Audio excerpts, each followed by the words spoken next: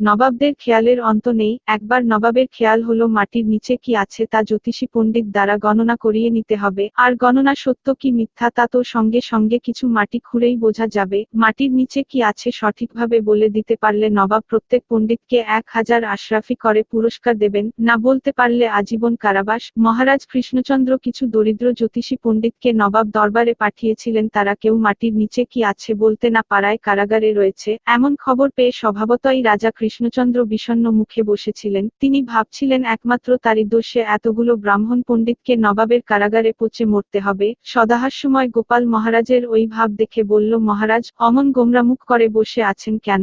মহারাজ গোপালের কাছে সব ঘটনা বললেন। গোপাল শুনে বলল, এর জন্য ভাবনা কি? আপনি নবাবের কাছে একটি চিঠি দিন যে একজন বড় জ্যোতিষী পাঠালাম, যিনি অনায়াসে মাটির নিচে কি আছে গণনা করে বলে দিতে পারেন।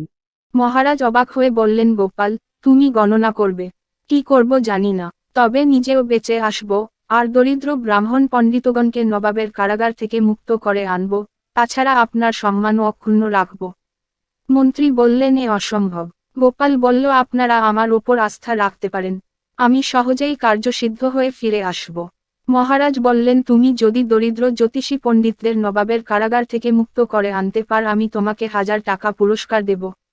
গোপাল বাড়ি ফিরে গিয়ে ভাঙা খাটের একটা ভাঙা পায়াকে 14 পর্দা শালুর কাপড় দিয়ে বেশ ভালোভাবে জড়িয়ে নিল। গর্দের কাপড়, গর্দের চাদর, কাঁধে নামাবলি, মাথায় লম্বা টিকি ঝুলিয়ে এবং 14 পর্দা কাপড়ে জড়ানো খাটের পাখানা হাতে নিয়ে নবাব দরবারে গিয়ে উপস্থিত হল। নবাবকে যথোচিত সেলাম জানিয়ে বলল, খোদাবন্দ, আমাকে মহারাজ কৃষ্ণচন্দ্র আপনার দরবারে পাঠিয়েছেন। মাটির নিচে কি আছে আমি তা অনায়াসেই গণনা করে বলে দিতে পারি।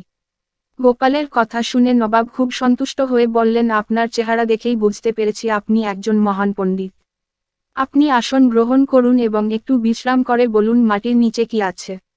গোপাল নির্দিষ্ট আসনে বসে 14 পর্দা জড়ানো খাটের পায়ার 3 পর্দা সরিয়ে মন্ত্র পড়বার ভান করে নবাবকে বলল, হুজুর আলী, সর্বং সারং খট্টাঙ্গ পুরাণ হিন্দু পণ্ডিতং ন শক্যং ভূতলগণন। পণ্ডিত মশাই, আপনার এ শ্লোকের অর্থ কি?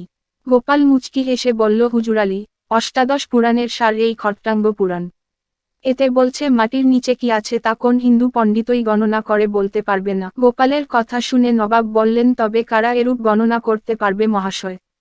গোপাল বলল, সে কথাও উল্লেখ আছে নবাব সাহেব। যবন বামলেচ্ছং ভূতলগ্নং শক্যম হিন্দু পণ্ডিতা পৃথিবী বা তদূর্ধ্বং।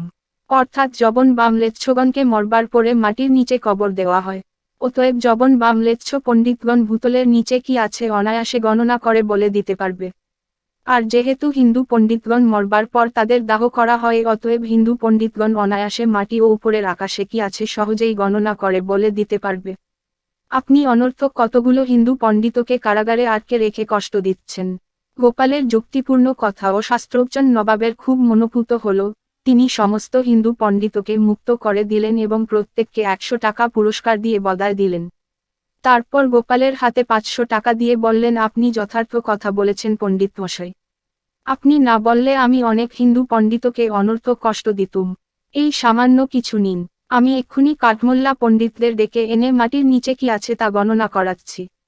নবাবের কাছ থেকে 500 টাকা পুরস্কার পেয়ে খট্টাঙ্গ পুরাণখানা হাতে নিয়ে গোপাল একরকম নাচতে নাচতে মহারাজ কৃষ্ণচন্দ্রের রাজসভায় এসে উপস্থিত হল। নবাবের কারাগার থেকে যেসব জ্যোতিষী পণ্ডিত মুক্ত হয়েছিল তারাও এসে সকলেই মহারাজ কৃষ্ণচন্দ্রের সভায় উপস্থিত হল। গোপালের মুখে সব ঘটনা শুনে মহারাজ কৃষ্ণচন্দ্র ও সভার সকলেই জয়ধ্বনি করে উঠল, জয় গোপালের জয়, জয় খট্টাঙ্গ পুরাণের জয়। মহারাজ গোপালকে প্রতিশ্রুতিমতো 1000 টাকা পুরস্কার দিয়ে বললেন, তোমার খট্টাঙ্গ পুরাণখানা একবার দেখাও তো। গোপাল পুরস্কারের টাকাটাকে গুঁজে খট্টাঙ্গ পুরাণের ওপরে জড়ানো 14 পর্দা কাপড় সরিয়ে ফেলতেই খাটের একটি ভাঙা পা বেরিয়ে পড়ল। মহারাজ কৃষ্ণচন্দ্রের রাজসভায় তুমুল হাসির রোল উঠল।